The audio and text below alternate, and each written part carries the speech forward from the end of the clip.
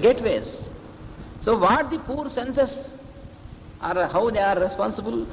Why you are angry on the senses? Not to be foolish like that. So, never fight with the senses to get rid of this. This is not the path, this is not the means. If you keep on fighting with the senses, you can spend away your whole life without any result.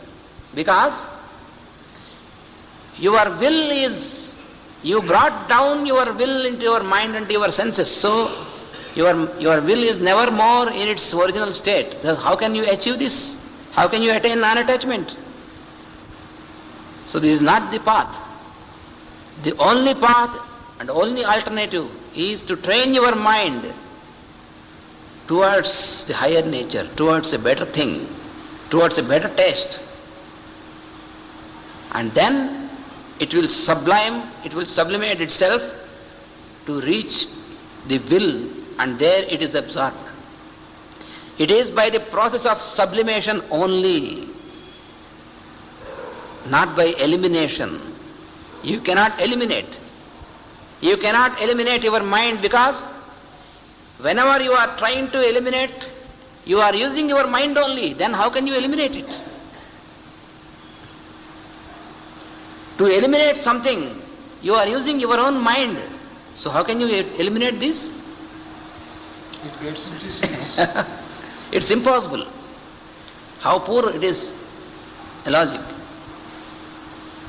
For example, if there is some mud and you just walked in the mud, so you want to wash away your feet, so you brought some muddy water and washed your feet. Then what is it you are doing? Again you are adding mud to it. How foolish it is. You have to use pure water to wash your feet, and then you will be free from mud. If you use muddy water again,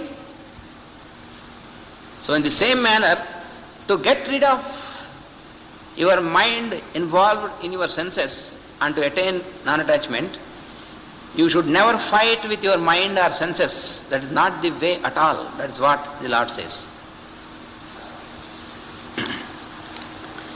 Yatato hyapi kaunteya purushasya vipaschitaha indriyani pramadhini haranti prasabham manaha.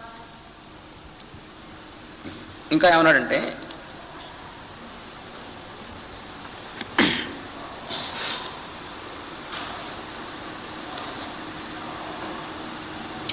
psychology has been brought to the higher level. Yes.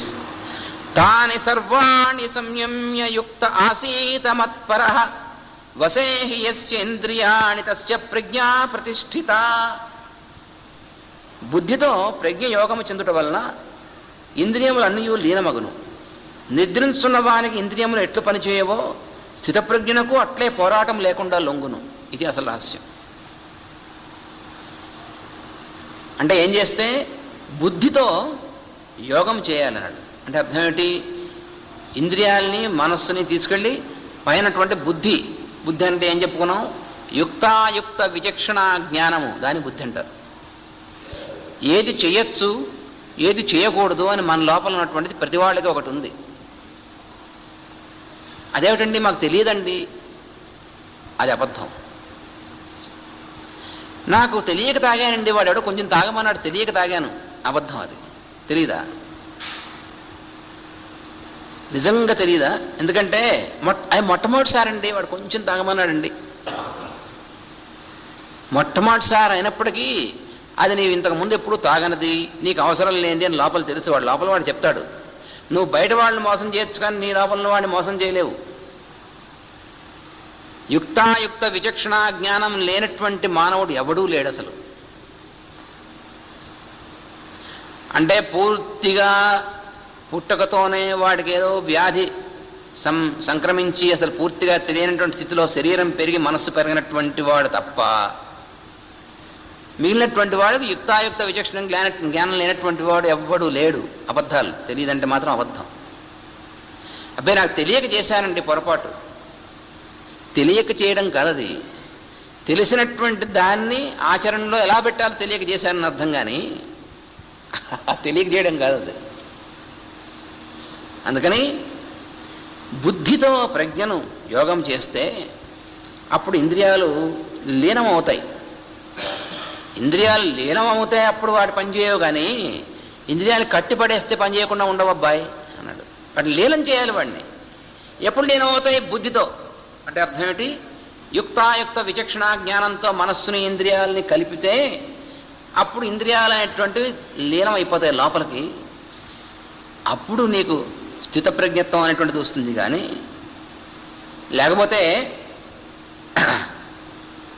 నిద్రించు అయితే ఎలాగన్నారు? ఉదాహరణ ఏమిటన్నాడు అంటే, నిద్రిస్తున్నప్పుడు నీ ఇంద్రియాలు ఎలా పనిచేస్తున్నాయి? పనిచేస్తున్నాయి. నువ్వు నిద్రపోతున్నప్పుడు వాడు బాగా చిక్కని కాఫీ రోజు తాగేటువంటి అలవాటు ఉన్నటువంటి వాడు అనుకోండి, వాడు నిద్రపోతున్నప్పుడు స్ట్రాంగ్ కాఫీ పక్కన పెట్టారనుకోండి, వాడికి అని తెలుస్తుందా? ఎందుకని? ముక్కు ఉంది కానీ ముక్కు ద్వారా పనిచేసేటువంటి ఇంద్రియం పనిచేయటం లేదు. అంటే ఆ ఇంద్రియానికి సంబంధించినటువంటి అవయవం ఉంది, ఎక్కడికి పోలేదు, ఊడిపోలే ముక్కు. కానీ ఇంద్రియము పనిచేయట్లేదు. ఎందుకని? లీనమైపోయింది. నిద్ర అంటే అర్థం ఏమిటి? నితరాం ద్రావయతి ఇది నిద్ర. నిద్ర అని పేరు ఎందుకు వచ్చింది? ఆ పదానికి అర్థం ఏమిటంటే నితరాం ద్రావయతి అంటే అర్థం ఏమిటి? అన్నింటినీ కూడా కరిగించి వేసేస్తుంది. అది నిద్ర అంటే. అయితే నిద్రలో కూడా తామసికమైనటువంటి నిద్ర ఉంది, సాత్వికమైన నిద్ర ఉంది. మనం పోయేటువంటి తామసికమైన నిద్ర. అందుకనే మనం నిద్ర పోయినప్పుడు మనకి ఏమీ తెలియదు. అందుకని మన మనస్సు ఇవి అన్నీ కూడా లాభపెడుతుంది. అంటే మనస్సు ఇంక వేరే దాంట్లో పనిచేయ, ఈ ఇంద్రియాలు పనిచేయవు. ఇవన్నీ బలవంతాన మనకి చూసారా, ఎనస్థీషియా అంటారు చూసారా, అవి ఇచ్చినట్టుగా నిద్ర వస్తుంది. ఆ నిద్ర ఎప్పుడు వస్తుందో మనకు తెలియదు. అలా చూస్తూ ఉంటాం, తమ నిద్ర వచ్చేస్తుంది. నిద్ర పోదాం అనుకున్నప్పుడు రాదు. అందుకని మన యొక్క కంట్రోల్లో లేదు. కానీ సాత్వికమైనటువంటి నిద్ర అంటే ఏమిటంటే, సాత్వికమైన నిద్ర అనేటువంటిది ఈ స్థితప్రజ్ఞుడైనటువంటి వాడు, లేకపోతే ఋషులు యోగులు, వాళ్ళకి ఉన్నటువంటి సాత్వికమైన నిద్ర అంటే ఏంటి? వాళ్ళు మనం పోయినట్టుగా బండ నిద్ర పోక్కలే. వాళ్ళకి శరీరానికి నిద్ర అవసరం అనుకోండి, వాళ్ళు ఏం చేస్తారంటే లోపల ప్రజ్ఞని ఇంద్రియాలను లోపల లాగేసి వాళ్ళు మేలుకులున్నా కూడా వాటి నిద్ర పోగొట్టగలరు ఈ పని చేయకుండా. అలా ఉన్నటువంటి వాళ్ళకి ఒక 5 నిమిషాలు 10 నిమిషాలు ఉన్నా చాలు, మళ్ళీ వాళ్ళు మామూలుగానే ఉంటారు. మనకు అర్థమైతే అవ్వదు ఏంటి వీళ్ళు, ఎందువల్ల వీళ్ళకి ఇట్లా ఉన్నారు? ఎందుకంటే మనకు నిద్ర అంటే అర్థం ఏంటి? మనకు తెలియకుండా మాడు మీ కొట్టి లోపలికి వెళ్ళేటువంటిది మనకి.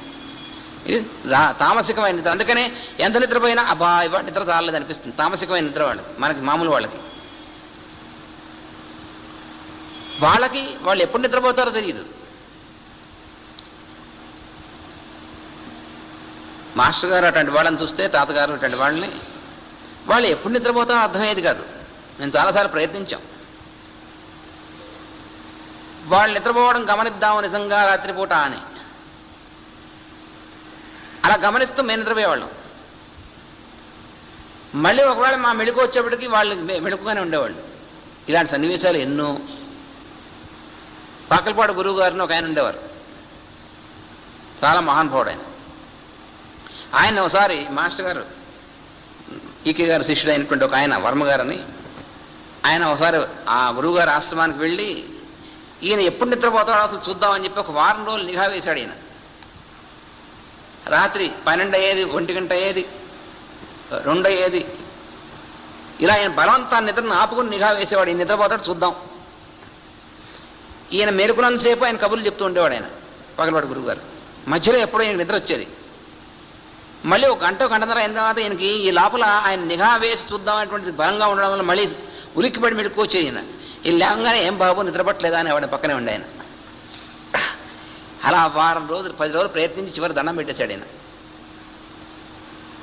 చివరి పెట్టేసి అప్పుడు అడిగాడు ఆయన్ని, ఏమంటే మీరు నిద్రపోరా అన్నాడు. నిద్ర నేను పోను బాబు. ఆ నిద్ర ఆయన తమాషా, ఆయన చెప్పేవారు కాదు పట్టణ. అసలు తనకి శక్తులు ఉన్నట్టు కానీ ఏమి మామూలు నిన్న ఉండేవాడు అన్నమాట ఆయన. మరీ బలవంతాన్ని అడిగితే అప్పుడు ఒకసారి ఏదో నవ్వేసి అప్పుడు అనేవారు అనమాట ఆయన. ఏమిటంటే, ఓ నిద్ర ఏం ఇలాగే పడుకుంటాను బాబు తమాషా చెప్పేసేవారు, అంతే. ఆ మార్చేసేవారు అన్నమాట. అటు నుంచి అలా ఉండేది. అందుకని తామసికమైన నిద్ర మనది, సాత్వికమైన నిద్ర వాళ్ళది. సాత్వికమైన నిద్ర కలిగినటువంటి వాళ్ళు కొన్ని సంవత్సరాల పాటు మామూలుగా మనం అనుకునే నిద్ర పోనప్పటికీ వాళ్ళకి ఏమవుతుంది,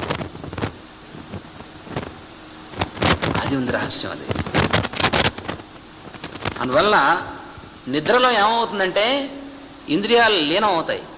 అలా నిద్రలో ఇంద్రియాలు లీనమైనప్పుడు ఎలా ఉంటాయో అట్లాగ బుద్ధితో ప్రజ్ఞ యోగం చేసినప్పుడు కూడా లీనమైపోతాయి. అలా లీనమైనప్పుడు తప్ప, లేకపోతే మామూలుగా స్థితప్రజ్ఞత్వం రాదురా అబ్బాయి అన్నాడు.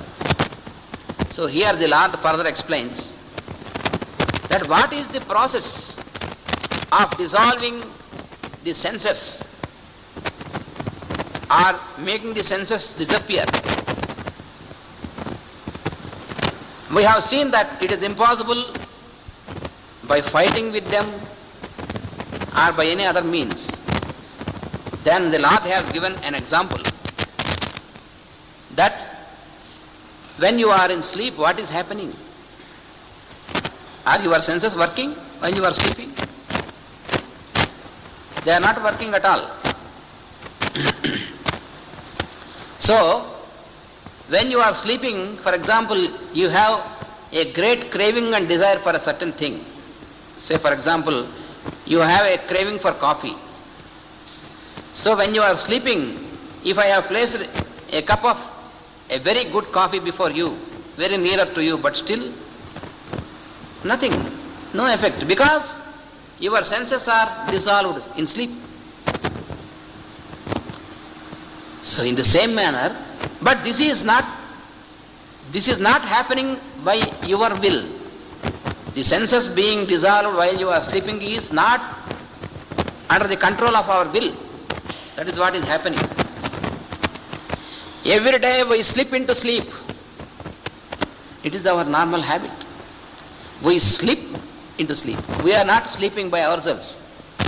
You can observe from now. You can observe yourself. Unless you attain the state of a poised person, a yogi, a Sthitaprajna, a normal person cannot sleep by himself. He slips into sleep. This is the normal way. You can experiment this and verify this any number of times and tell me, even after 1 year. Is there one day that you are sleeping at your will? No, never. We slip into sleep without our knowledge. Sometimes we sit very strongly, I should not sleep, but still suddenly I slip into sleep. That's what is happening. You cannot control it. So what is sleep normally is an automatic dissolution of the activities of the senses. That is what we call sleep. So that is a sleep which is tamasic, which is not by our control.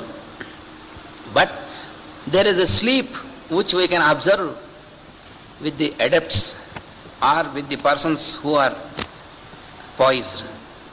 So their sleep is also similar, appears to be similar, but they never slip into sleep. They bring their senses under dissolution whenever they want at will. So whenever they feel, then they can simply at will, they can dissolve the activity of their senses even though their will is awakened. So this is the state of a yogi.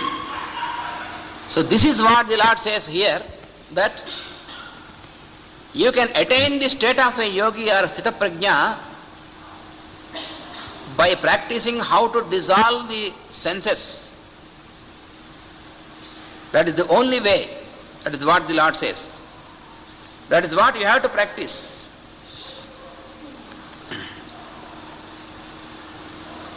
And then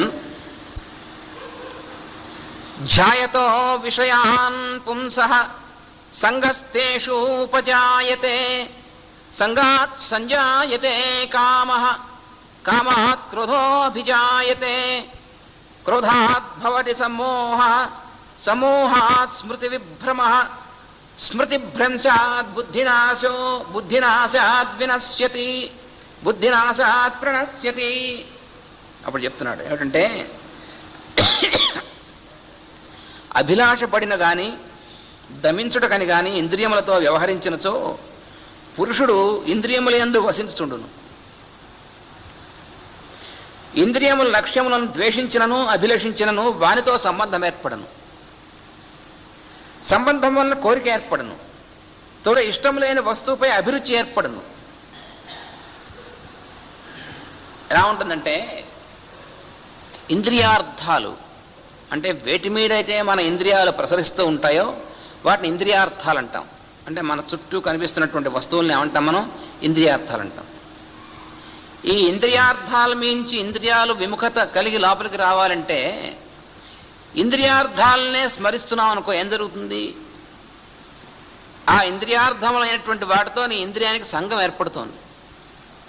అదే అక్కడ జరుగుతున్నటువంటి పొరపాటు. అదే అంటున్నాడు అనమాట. ధ్యాయతో విషయాన్ అంటే ఇంద్రియార్థములైనటువంటి విషయాల్ని ధ్యానం చేయడం వల్ల ఏమవుతుంది? సంఘస్థేషు ఉపజాయతే, వాటి ఎందుకు సంఘం ఏర్పడుతుంది అన్నాడు. అదేమిటంటే, మనం కొన్నిటిని ద్వేషిస్తాం, వాటి ఎందుకు కూడా నువ్వు ద్వేషించినప్పటికీ వాటి ఎందు అభిలాష కలిగినా అంతే, ద్వేషం కలిగినా అంతే. నువ్వు అభిలాష కలిగినా వాటినే స్మరిస్తున్నావు, ద్వేషం కలిగినా వాటినే స్మరిస్తున్నావు. పొర వలన తెలిసిన మంచి అంశములు కూడా జ్ఞప్తికి రావు. అంటే అర్థం ఏమిటి? వాళ్ళ కంపెనీలో ఇచ్చారు తాగానన్నాడే, దాని ఎందు అలవాటు వచ్చిందనుకోండి, ఆ తర్వాత మళ్ళీ వాడు అలాంటి పార్టీ చేయకపోతే వాడి మీ కోపం వస్తుంది. తర్వాత తాగేప్పుడు తాగకూడదని తెలిసినప్పటికీ అప్పుడు పొర కమ్ముతుంది. అప్పటికి అంటే ఏమిటి? ఇది చేయకూడదు, పనికిరాదు అని తెలిసినప్పటికీ దాని మీద పొర కమ్ముతుంది. అదే సమోహం అంటే. సమోహం అంటే వేరే ఇంకోటి ఏం కాదు. క్రోధాద్భవతి సమ్మోహ, సమ్మోహాత్ స్మృతి విభ్రమ. స్మృతి అంటే తెలిసినటువంటి విషయం, దాని యొక్క విభ్రమం, మర్చిపోవడం జరుగుతుంది. తెలిసినటువంటి విషయాన్ని మర్చిపోతాం మనం. స్మృతిభ్రంశాత్ బుద్ధినాశ. ఎప్పుడైతే చేయకూడదో చేయొచ్చు అనేటువంటి విషయం తెలిసిన దాన్ని మర్చిపోతామో అప్పటికి బుద్ధినాశ అంటే అర్థం ఏంటి? చేయొచ్చో చేయకూడదు అనేటువంటి యుక్తాయుక్త వివేకం అనేటువంటిది నశించిపోతుంది. బుద్ధినాశాత్ ప్రణశ్యతి. అది పోగానే అక్కడి నుంచి కింద పడ్డమే వాడు. అంటే ఏమిటి? ఒకదాని నుంచి ఒకటి, ఒకదాని నుంచి ఒకటి, ఒకసారి పడితే అక్కడి నుంచి ఇలా పడ్డమే వరుసన అన్నాడు. భర్తృహరి చెప్తాడే, భర్తృహరి సుభాషితాల్లో ఒక చోట అంటాడు గంగన్ గురించి చెప్తూ, ఆకాశంబు నుండి శంభుని శిరంబు అందుండి అస్తోకంబోధి పయోధి నుండి పవనధోలోకముంజేరి గంగాకూలంకష పెక్కు భంగుల వివేక భ్రష్ట సంపాతముల్. ఆకాశంలో ఉండేది గంగ, అసలు మొట్టమొదట వియద్గంగలా ఉండేది.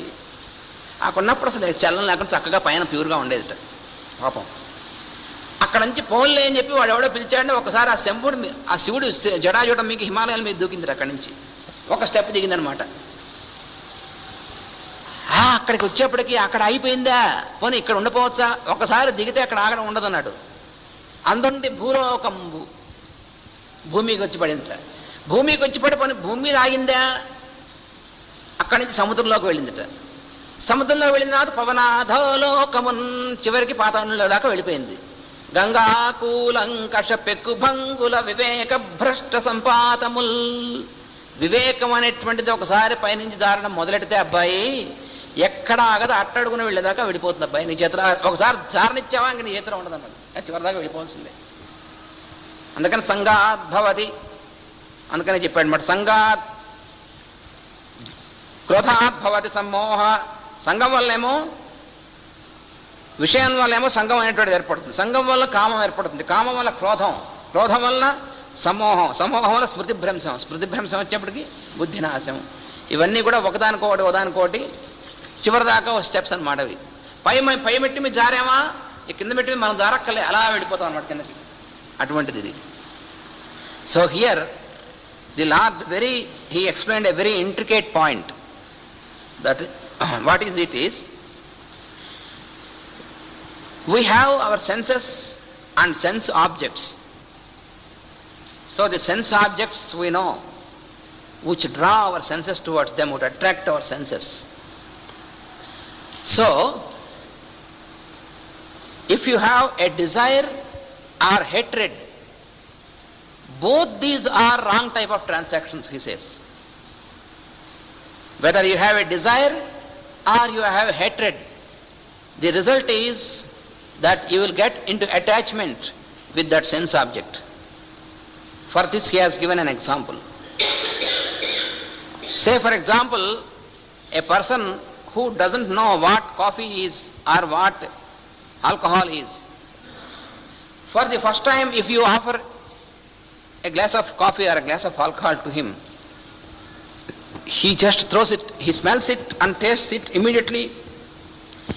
He spits it out and he says, "You fool, how are you able to drink or smell such bloody thing?" he says. But the same person, when you constantly keep on offering and put him under obligation, and if he got obliged to you in any manner in this aspect, then for you to please you once, if he tastes this, then what happens is, then he gets an attachment towards this. So he formed a taste for this which he was hating before. See how strange it is. Actually he was hating this, but he formed a taste for this because he got habituated through obligation. This is what we are seeing in our life, we are observing in our life. Obligations. We have so many obligations for all such nasty things. Many people, we hear many people saying that even though I know it, I don't want it, but still to please others I am accepting it. Why should you? If you really don't want it, to say I don't want it. That's all. Or if you don't want to displease the others by saying this, you keep quiet and slip away from there. Then you need not accept it and you need not displease others. There are many means if you like, if you want to be really. But people, they say that they get into obligation and then they say they deceive themselves. It is called self-deceit. They say that, oh, I am obliged because to please others. This is nonsense. So like this, they get into attachment either by desire or by hatred, by any of these things. So you desire something, you are getting attached to it. You hate something, also you are getting attached to it. So what is the result? So the attachment brings desire once again. The attachment with an object or with something else brings desire into your mind for that. A craving afterwards. When the desire becomes strong, then you call it craving. And then what happens? Then you will get angry. This is next step. Why you are angry? When you are not able to get for which you are craving, then you will get angry. So this is next step. Then what happens? The next step after this is, when you got angry, then your mind is shadowed. Just like the sun is shadowed by the clouds. This is the next step. Overshadowed. Then what happens? Then what happens is, these shadows will overshadow your discriminative will. So your will is no more at work. And even though you know these things, good or bad, but this knowledge is shadowed, overshadowed. You know that you should not do this, but still this has shadowed you. So you do it even though you know it. So finally what happens?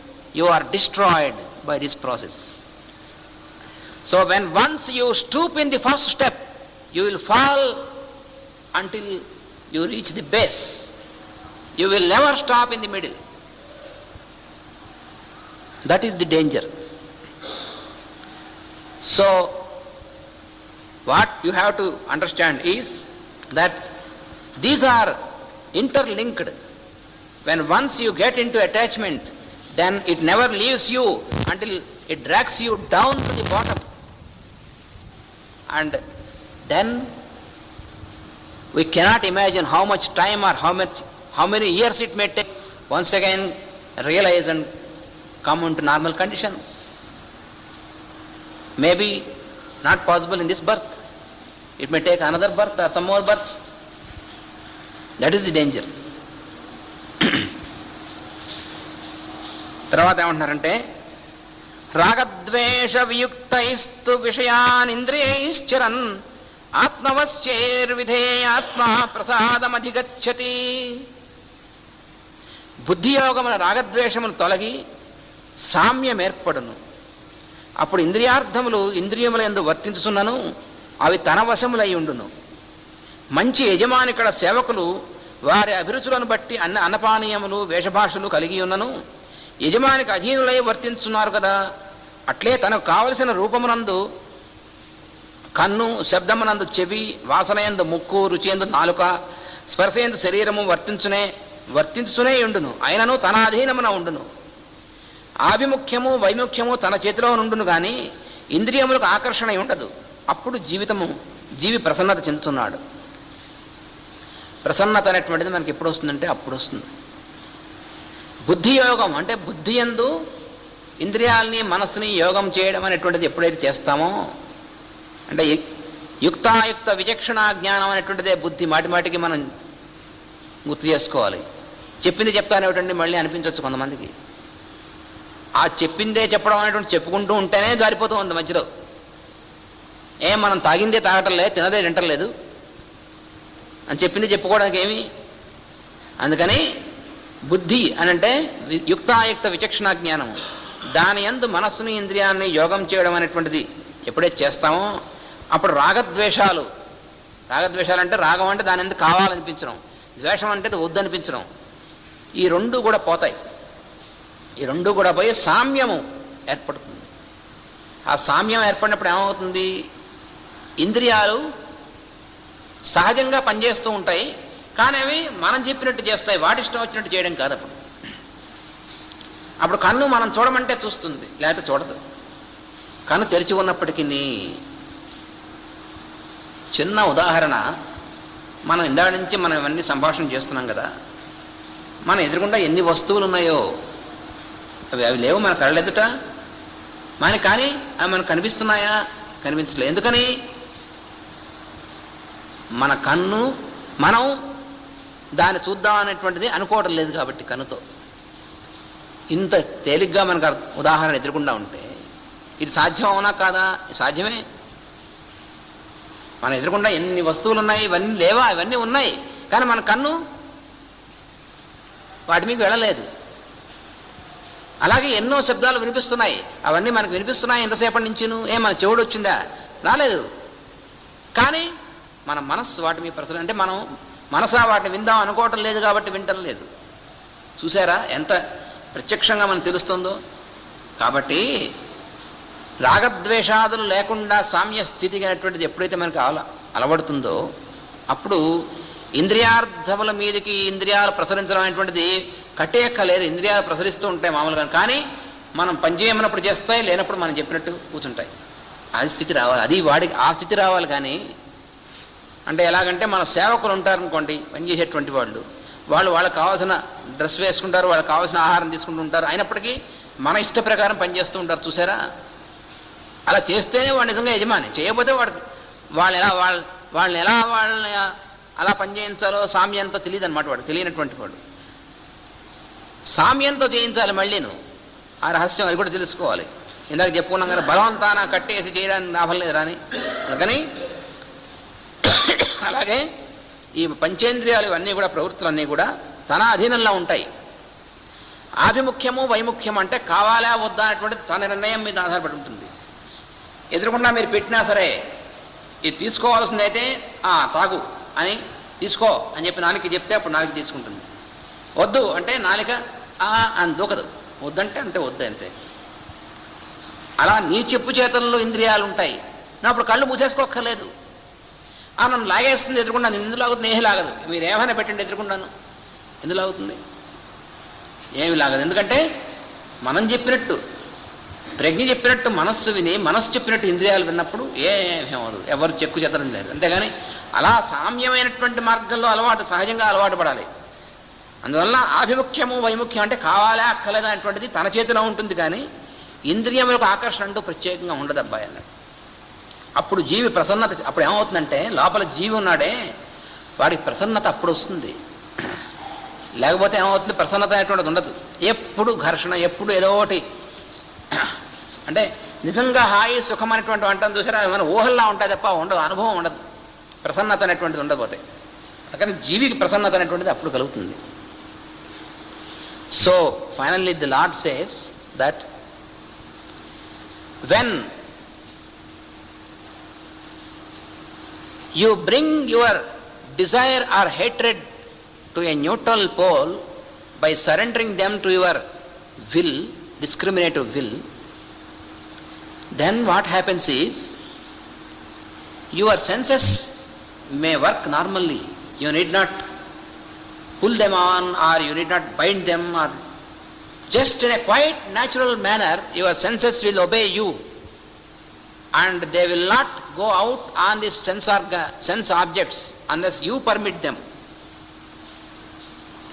Say for example, if you are in such a state where you have synthesized your desire or hatred by submitting them to your will, then you may put anything before you, but your tongue will not act on it unless you say, and your eye will not see it unless you order it, even though your eye is open. How is it possible? It appears to be silly, but very simple. Just say for example, all this time when we are involved in contemplating upon Bhagavad Gita, there are many objects before our eyes, and our eyes are wide open, we have not closed our eyes. But all this time, are we looking at those things even though they are just before our eyes? Are we observing them? You are sitting on the carpet, but all this time till now did you observe the carpet? Why? Even though it is before your eyes are quite open. How is it possible that your eyes did not see them? Because you did not order your eyes to see them. That is the reason. And there are so many sounds, but you are not listening to these sounds all this time. How? Is your ear is deaf? No. But you did not order your ear to listen to those sounds. That's why it is not hearing. It is so simple. Like this, all your five senses, they will act according to your order, even though they are exposed to all the sense objects as before. But now, what is the difference? Before and now also it is the same situation. All the sense objects are around you, but still your senses are now in a different direction. They are there only to follow your order, and otherwise they will not act upon. So this is the state. And when you are in this state, what is the result is, you will experience, your spirit will experience the real light of its existence. Otherwise, all the time, even though your spirit is really a spark of the divine fire, but still it is not able to experience the real happiness because of all these things. So that is what the Lord says in this. So what he says further, we will see next week. Swasti నారాయణం నమస్కృత్య నరం చైవ నరోత్తమం దేవీం సరస్వతీం వ్యాసం తతో జయముదీరయేత్. ఓం అస్మద్గురుభ్యో నమః.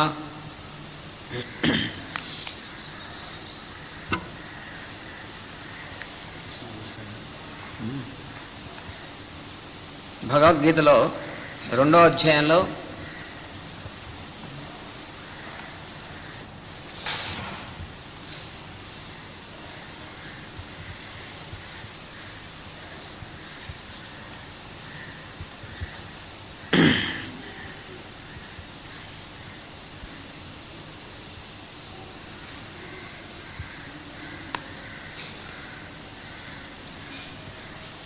64వ శ్లోకం చెప్పుకోవాలి ఇప్పుడు మనం. కిందటిసారి మనం చెప్పుకున్నటువంటిది సంగం వల్ల కామం, కామం వల్ల క్రోధం, క్రోధం వల్ల సమ్మోహం, సమ్మోహం వల్ల స్మృతిభ్రంశం, స్మృతి విభ్రమం, స్మృతిభ్రంశం వల్ల బుద్ధినాశం, బుద్ధినాశం వల్ల వినాశం. ఇవి వరుసన ఎలా వస్తాయనేటువంటి చెప్పుకున్నాం. ఇప్పుడు ఏమంటున్నారంటే ఇంకా స్వామి, రాగద్వేష వియుక్తైస్తు విషయానింద్రియైశ్చరన్ ఆత్మవశ్యైర్విధేయాత్మా ప్రసాదమధిగచ్చతి. బుద్ధియోగమున రాగద్వేషములు తొలగి సామ్యం ఏర్పడను. అంటే బుద్ధి అంటే ఏమిటి? యుక్తాయుక్త విచక్షణా జ్ఞానం. దాని యందు యోగం చేయడం వలన, యోగం చేయడం అంటే కసరత్తు చేయడం అని అర్థం కాదు, ఇంద్రియాలని మనస్సుని బుద్ధి అని తీసుకెళ్ళి నిలపడం అన్నమాట బుద్ధియోగం అంటే. అలా చేయడం వల్ల ఏమవుతుందంటే రాగద్వేషాలు అనేటువంటివి పోతాయి. రాగద్వేషం అంటే అర్థం ఏమిటి? బలానటువంటిది దాని యందు ఇష్టము అంటే రాగం అంటారు, దాన్ని ఇష్టం లేకపోవడాన్ని ద్వేషం అంటారు. అలా ప్రత్యేకంగా ఇష్టం అయి ఉండడం కానీ ఇష్టం లేకపోవడం కానీ అనేటువంటి 2 లక్షణాలు కూడా పోతాయి. అవి పోతే ఏమవుతుంది? సామ్యం ఏర్పడుతుంది. సామ్యం అంటే అర్థం ఏమిటి? బ్యాలెన్స్ అంటారనమాట. అంటే అది అవసరమా కాదా అనేటువంటి తప్ప, అది కావాలా అక్కర్లేదా అనేటువంటిది, ఇష్టాయిష్టాలు అనేటువంటివి ఉండవు. అది సామ్యం అనేటువంటిది. అప్పుడు ఇంద్రియార్థములు ఇంద్రియముల యందు వర్తించుచున్నను అవి తన వశములయ్యుండును. ఇంద్రియార్థాలు అనేటువంటివి అంటే ఇంద్రియాలు వేటి మీకైతే ప్రసరిస్తాయో అటువంటివన్నీ కూడా ఇంద్రియముల యందు వర్తించుతున్నా కూడా తన వశంలో ఉంటాయి. తన వశంలో ఉండడం అంటే అర్థం ఏమిటి? తాను చూడమంటే కన్ను చూస్తుంది, తాను వినమంటే చెవి వింటుంది, తాను రుచి చూడమంటే నాలుక చూస్తుంది, తాను వాసన చూడమంటే ముక్కు వాసన చూస్తుంది, తాను స్పర్శ చూడమంటే అప్పుడు చర్మం ద్వారా స్పర్శ అనేటువంటిది చూస్తుంది. ఇవన్నీ కూడా మనసు తను చెప్పినట్టు వింటుంది, తన వశంలో ఉంటాయి. అంతేగాని దానంతట అది ఇష్టం వచ్చినట్టుగా చేయదు. మంచి యజమాని ఇక్కడ సేవకులు వారి అభిరుచులను బట్టి అన్నపానీయాదులు వేషభాషలు కలిగి ఉన్నను యజమానికి అధీనులై వర్తించుతున్నారు కదా. అట్లే తనకు కావలసిన రూపమునందు కన్ను, శబ్దమునందు చెవి, వాసనయందు ముక్కు, రుచియందు నాలుక, స్పర్శయందు శరీరము వర్తించునే ఉండును. అయినను తన అధీనమున ఉండును. ఆభిముఖ్యము వైముఖ్యము తన చేతిలో ఉండును కానీ ఇంద్రియములకు ఆకర్షణ ఉండదు. అప్పుడు జీవి ప్రసన్నత చెందుతున్నాడు. ఇది మనం చివరి చెప్పుకుంటున్నసారి. ప్రసాదే సర్వదుఃఖానాం హానిరస్యోపజాయతే ప్రసన్నచేతసో హ్యాశు బుద్ధి పర్యవతిష్ఠతి. అలా ప్రసన్నత ఎప్పుడైతే కలుగుతుందో జీవికి, జీవంటే లోపల ఉన్నటువంటి నేను తాను అనబడేటువంటి వాడు, వాడికి ప్రసన్నత అనేటువంటిది ఎప్పుడైతే కలుగుతుందో అప్పుడు దుఃఖ కారణములు నిలిచిపోవును. లోపల ప్రసన్నత అనేటువంటిది ఎవరికైతే ఉంటుందో వాడికి దుఃఖించవలసినటువంటి కారణాలు ఇంకేం కనబడవు, నిలిచిపోతాయి. కనుక దుఃఖము అంతరించును.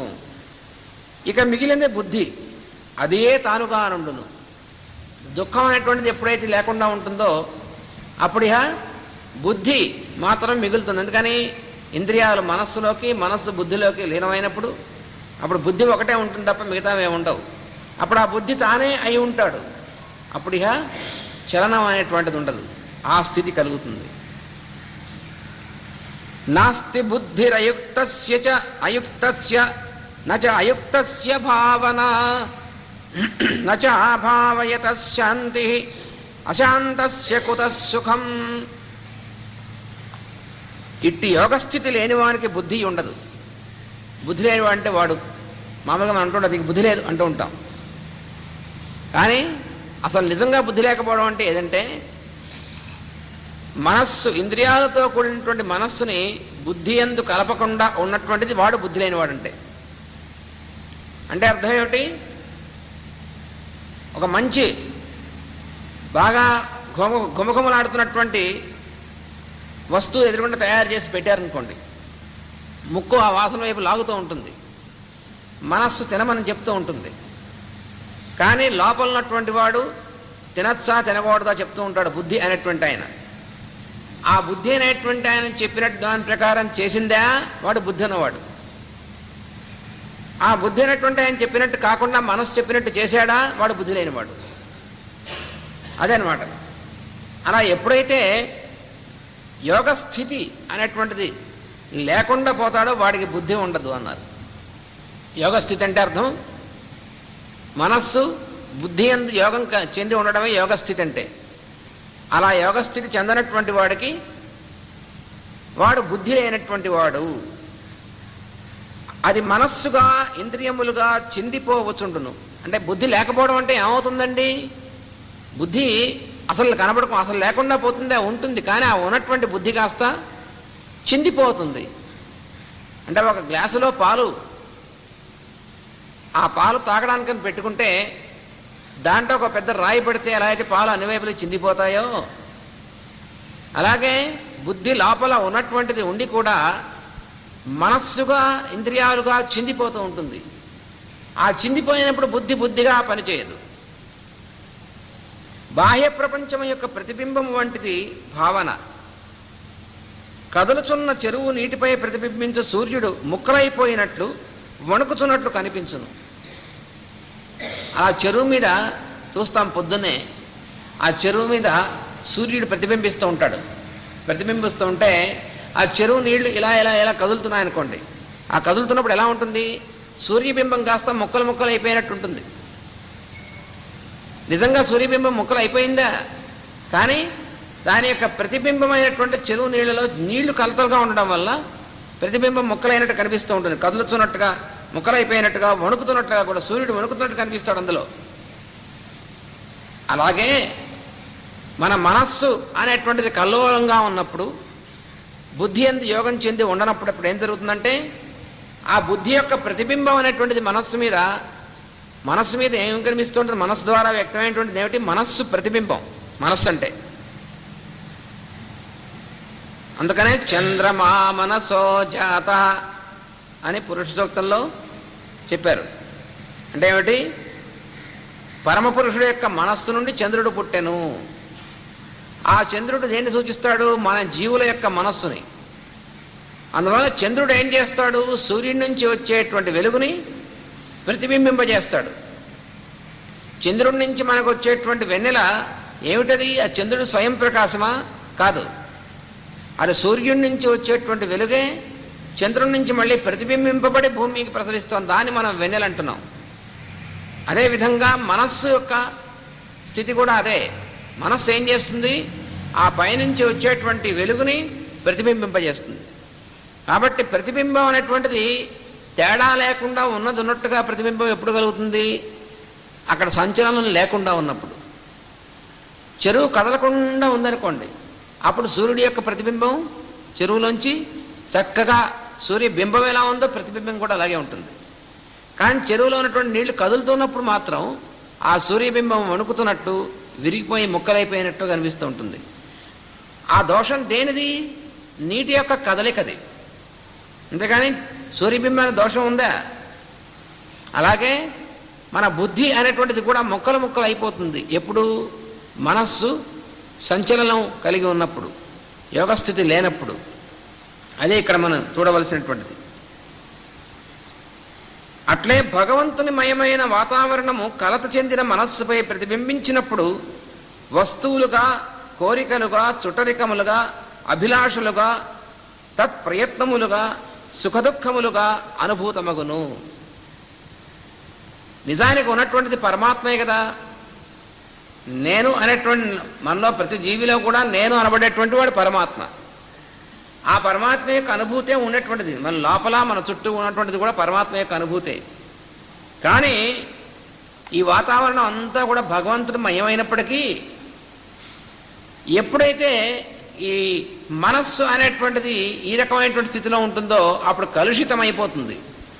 కలుషితమైపోయి చుట్టూ ఉన్నటువంటి జీవుల్లో ఉన్నటువంటిది పరమాత్మే, చూచేటువంటి నేను అనేటువంటిది పరమాత్మే అయినప్పటికీ ఈ కలుషితం అవడం వల్ల మనస్సుకి ఏమవుతుందంటే ఆ చూడబడేటువంటి జీవుల్లో వీళ్ళు కావాల్సినటువంటి వాళ్ళు, వీళ్ళు అక్కలేనటువంటి వాళ్ళు, వీళ్ళు శత్రువులు, వీళ్ళు స్నేహితులు, వీళ్ళు చుట్టాలు, అలాగే ఈ వస్తువులు మనకు కావాల్సినవి, అక్కర్లేనివి, ఇలా రకరకాలైనటువంటి విధంగా, అంటే ఇవన్నీ కూడా ఏంటి పరమాత్మ యొక్క ముక్కలు అన్నమాట ఇవి.